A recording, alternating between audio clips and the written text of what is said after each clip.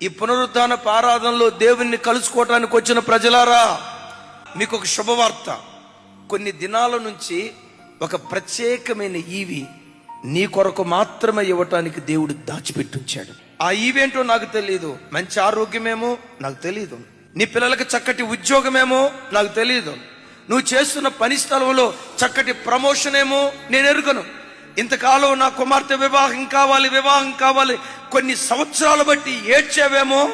ఇన్ని సంవత్సరాలు బట్టి ఏడ్చిన ఆ వివాహ శుభకార్యం ఈ దినాల్లో దేవుడు జరిగించబోతున్నాడేమో. కష్టపడి చదువుకున్నానయ్యా, సరైన ఉద్యోగం రాలా, చదివిన చదువుకు తగిన ఉద్యోగం రాలేదు, చిన్న ఉద్యోగం చేస్తున్నా అని కొన్ని సంవత్సరాల నుంచి చక్కటి ఉద్యోగం కొరకు ఎదురు చూసి నిరాశతో ఈ ఆరాధనకు వచ్చావేమో.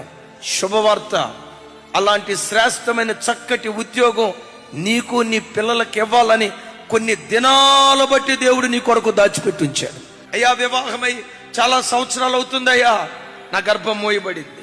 అవమానం ఎవరితో చెప్పుకోవాలో అర్థం కావట్లా. కొన్ని అవమానాల మధ్యలో నేను చిక్కుపడ్డానయ్యా, ఆర్థిక సమస్యల్లో చిక్కుపడ్డానయ్యా, ప్రజల మధ్యలో తలెత్తుకోలేక అవమాన భారంతో కన్నీళ్లు విడుస్తున్నానయ్యా. అలాంటి స్థితిలో ఈరోజు ఈ ఆరాధనకి ఎవరైనా వచ్చారా?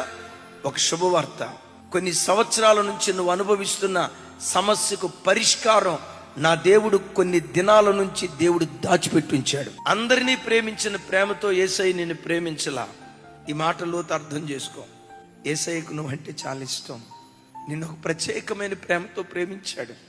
నిన్నెవరూ ప్రేమించనంతగా ఈ దేవుడు నిన్ను ప్రేమించాడు.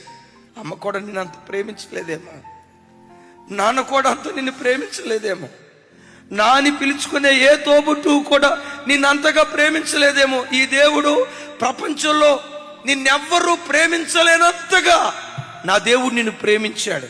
నా దేవుడు అంటాడు, నువ్వంటే ఒక ప్రత్యేకమైన ఇష్టం నాకు.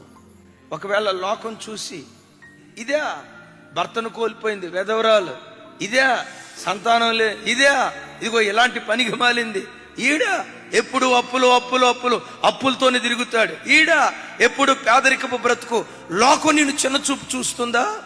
ఒక శుభవార్త, లోకం నిన్ను చిన్నచూపు చూస్తుందన్న సంగతి నీ దేవుడు ఎరిగి ఎవ్వరూ నిన్ను ప్రేమించినంతగా ఓ ప్రత్యేకమైన ప్రేమతో దేవుడు నిన్ను ప్రేమిస్తూ ఉన్నాడు.